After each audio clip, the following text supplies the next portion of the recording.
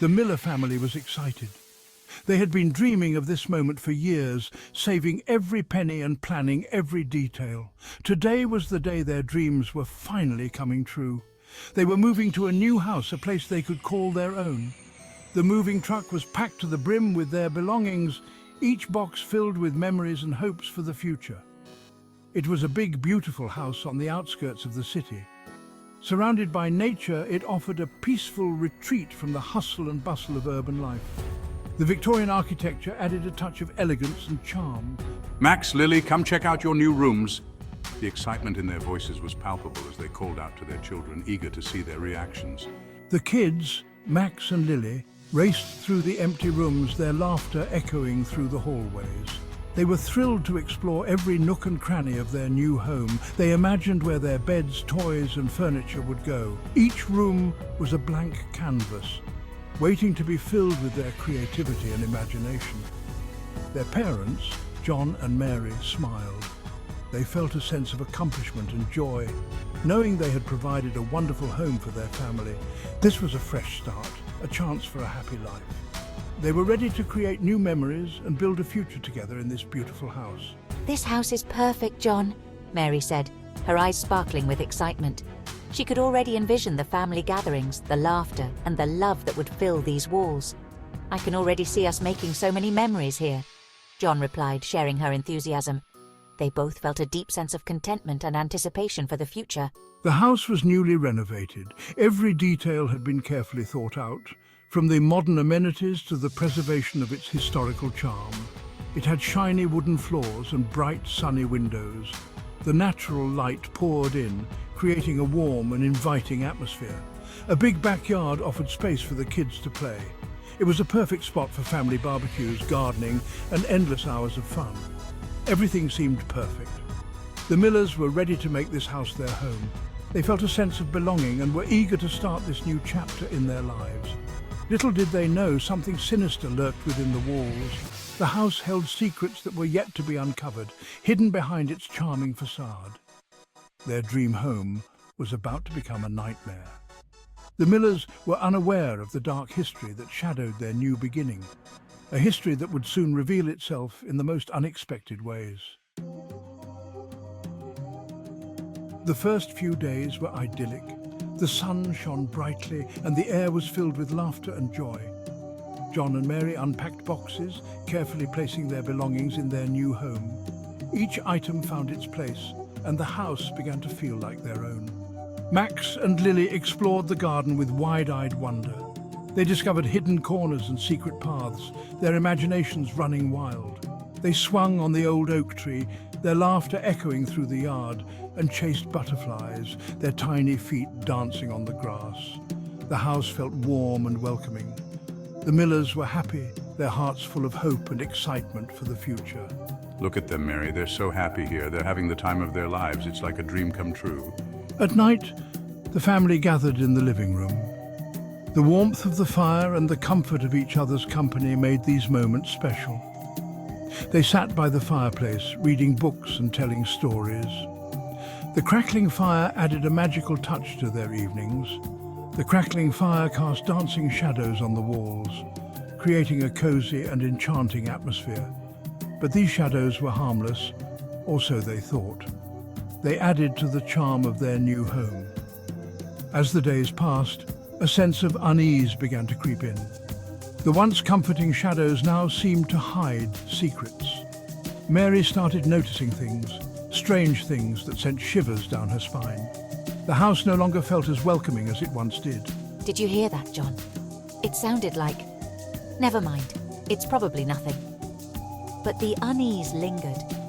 The house, once filled with joy and laughter, now seemed to whisper secrets in the dark. What was once a dream was slowly turning into a mystery. It began subtly. A floorboard creaked when no one was around. A door slammed shut on its own. Mary dismissed them as old house noises, but the incidents increased. Just the house settling, right? One evening, while preparing dinner, Mary heard a whisper. It seemed to come from the empty hallway. She turned off the oven and listened. Silence. Just my imagination. But deep down, a seed of fear was planted. That night, as Mary lay in bed, she heard it again. A soft, mournful cry echoed through the house. This time it was unmistakable. Someone or something was crying in their new home.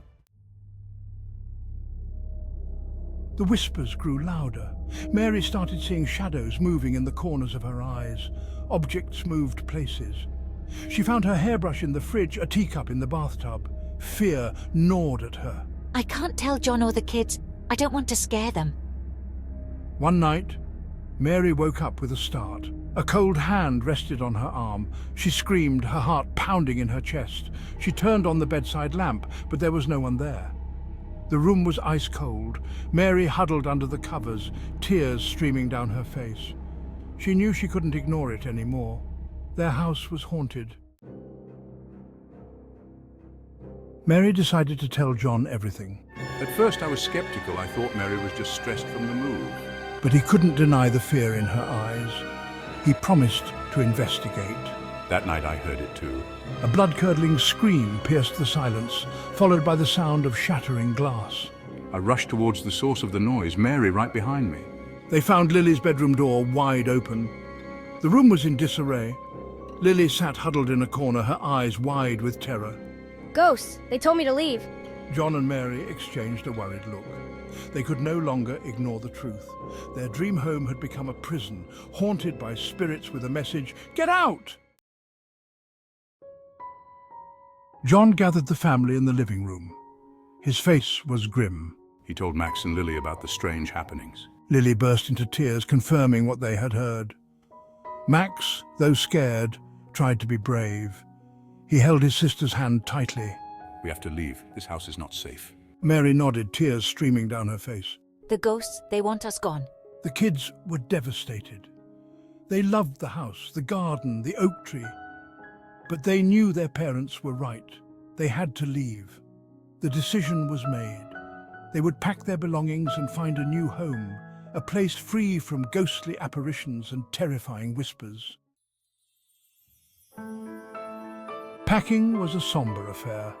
Each box sealed away a piece of their short-lived happiness. Lily refused to enter her room. She insisted on sleeping in our room, seeking comfort in our presence. Max, though scared, tried to help. He packed his toys, his face a mixture of sadness and fear. The house seemed to grow colder, the shadows darker. The whispers became more insistent, urging them to leave. The family ate dinner in silence, their faces pale and drawn. Even the family dog, Buddy, seemed to sense the oppressive atmosphere. He whined softly, his tail tucked between his legs. The Millers were trapped in a nightmare, desperate to wake up. The moving truck arrived early the next morning. John and the movers worked quickly, loading boxes and furniture. Mary comforted the children, assuring them that everything would be all right. But her voice lacked conviction. She couldn't shake off the feeling that they were making a mistake. As the last box was loaded, John turned to take one final look at the house. The sun glinted off the windows, making it seem deceptively peaceful. But John knew the truth. Behind the facade of normalcy lurked something sinister, something that had driven them away. He shuddered, climbed into the car and started the engine. It was time to go. The Millers moved into a small, cozy house in the city. It wasn't as grand as the old house, but it felt safe, welcoming. Slowly, the family began to heal. The nightmares subsided. The whispers faded into distant memories. Life returned to normal, or as normal as it could be after their harrowing experience. John and Mary made a pact never to speak of the haunted house again. They wanted to protect their children, to shield them from the terror they had endured. But some wounds run too deep. The experience had left an indelible mark on the family, a constant reminder of the darkness that lurked beneath the surface of their seemingly ordinary world. Years later, Max stumbled upon an old newspaper clipping while cleaning the attic. The attic was a place he rarely visited, filled with forgotten relics and dusty memories. As he sifted through the clutter, his fingers brushed against something brittle and fragile. It told the story of the house they had fled, The headline was bold and ominous, capturing his attention immediately. He couldn't believe his eyes as he read the chilling details. A family had lived there many years ago, a family that had met a tragic end. The photograph showed smiling faces, unaware of the fate that awaited them. It was a stark contrast to the horror that would later unfold. They had been murdered in their sleep, their spirits doomed to roam the halls forever. The article described the gruesome scene in vivid detail, painting a picture of unimaginable terror. Max felt a chill run down his spine. He finally understood. The strange occurrences, the eerie sounds, the feeling of being watched. It all made sense now. The ghosts hadn't been trying to scare them. They were trapped, seeking a way to communicate their plight. They had been trying to warn them of the danger that still lurked within those walls, a danger that had claimed their lives. He closed the box, his heart heavy with sadness. The weight of the past bore down on him, a reminder of the fragility of life and the thin veil between the living and the dead. He would never forget the haunted house, nor the terrifying encounter that had changed his family forever. The memories were etched into his mind, a permanent scar that time could never heal. It was a chilling reminder that some things are best left undisturbed, buried deep within the recesses of their memories. The attic, once a place of forgotten items, had now become a vault of secrets too dark to revisit. The house may have been just a memory, but its haunting presence lingered on. It served as a constant reminder of the thin line between the past and the present, and the ghosts that refused to be forgotten.